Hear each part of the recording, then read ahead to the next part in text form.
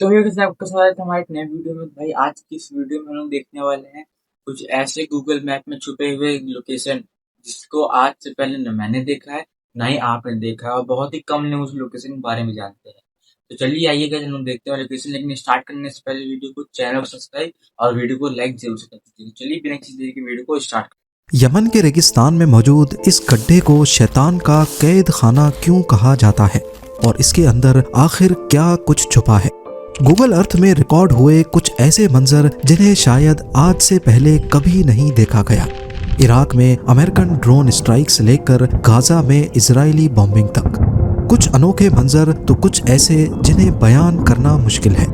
आज हम Google Earth पर ऐसी ही 10 लोकेशंस के बारे में जानेंगे।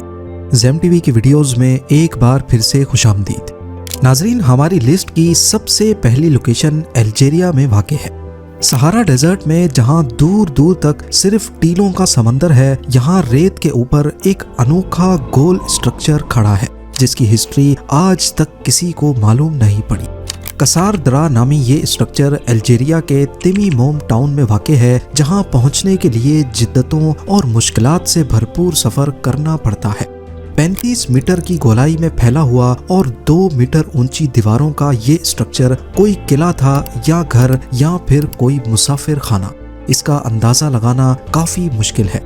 गौर किया जाए तो इसकी 2 दीवारें हैं। बाहर वाली पत्थर और मिट्टी से बनी है जबकि अंदर वाली सिर्फ मिट्टी की दीवार है। इसके अंदर कमरों की दीवारें दिखाई देती हैं और फ्रेश एयर के लिए छोटी छोटी खिड़कियां भी, लेकिन ये खिड़कियां सिर्फ अंदर वाली दीवार में देखी जा सकती हैं। ऐसा ख्याल किया जा रहा है कि हजारों साल पहले शायद ये मुसाफिर खाना था, उन ट्रैवलर्स के लिए जो ऊंटों पर सहारा को क्रॉस करते थे। वही पहली लोकेशन आपने देखी कि सामने कुछ गोल स्ट्रक्चर खड़ा है, तो वही हो सकता है वो पहले जो इजिप्ट जिसमें बनाया है भाई, उन लोग उसमें रहते हो। क्या पता है किसी राजा का महल हो सकता है, या भाई जो भी हो भाई, अब कंफर्म तो नहीं बता सकता हूँ, लेकिन आपको जो लगता है वो अपना ओपिनियन आप कमेंट्स में बता दीजिएगा। तो चलिए हम लोग देखते हैं अब अपना नेक्स्ट क्लिप। दूसरी लोकेशन के लिए हमें चलना होगा यमन के रेगिस्तान में, जहां जमीन में 30 मीटर चौड़ा एक ऐसा सुराख है जिसे लोकल्स शैतान का जेल या फिर नर्क का कुआं कहते हैं। वैसे इसे वेल ऑफ बरहूत का नाम दिया गया है। इसके पास से गुजरने पर गंदी बदबू के भपकारे आते हैं जो तबीयत खराब कर सकते हैं। आज तक किसी को ये नहीं मालूम था कि इसके अंदर क्या है, लेकिन हाल ही में कुछ केव एक्सप्लोरर्स ने इसके अंदर जाने का फैसला किया।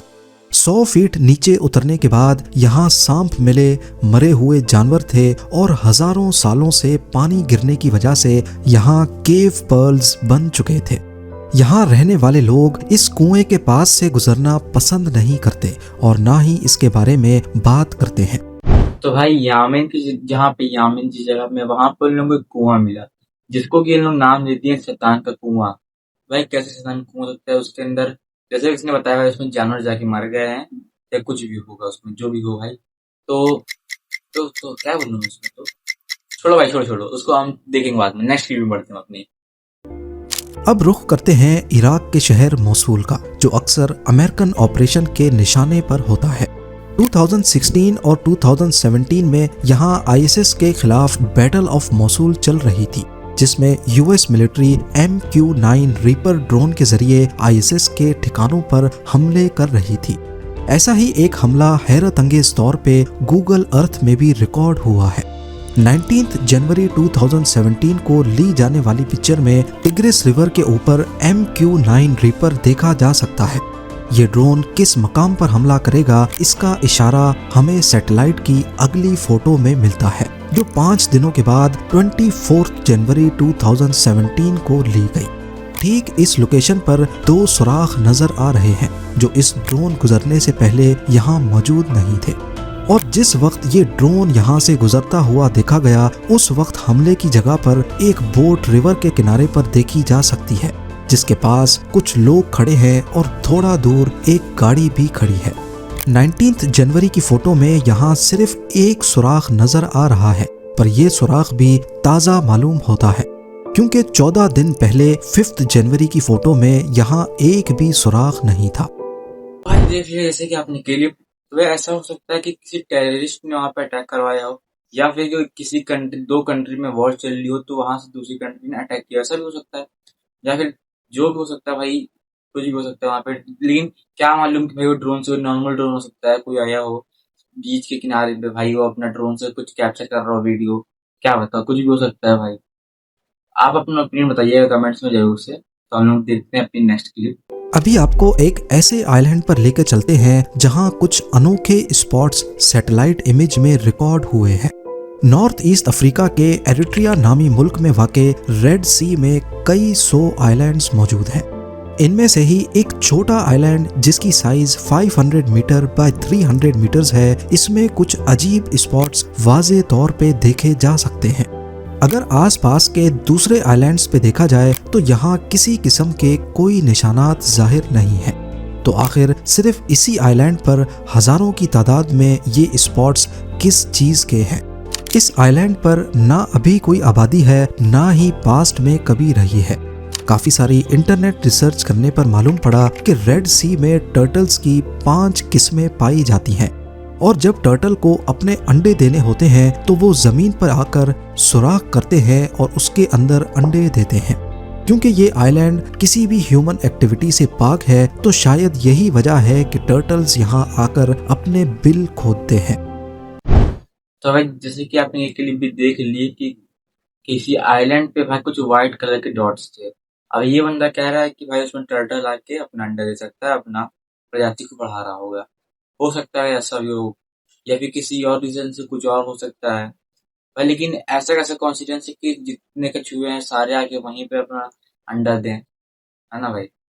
कुछ भी हो सकता है, आप बताना कमेंट में क्या हो सकता है वहाँ पे।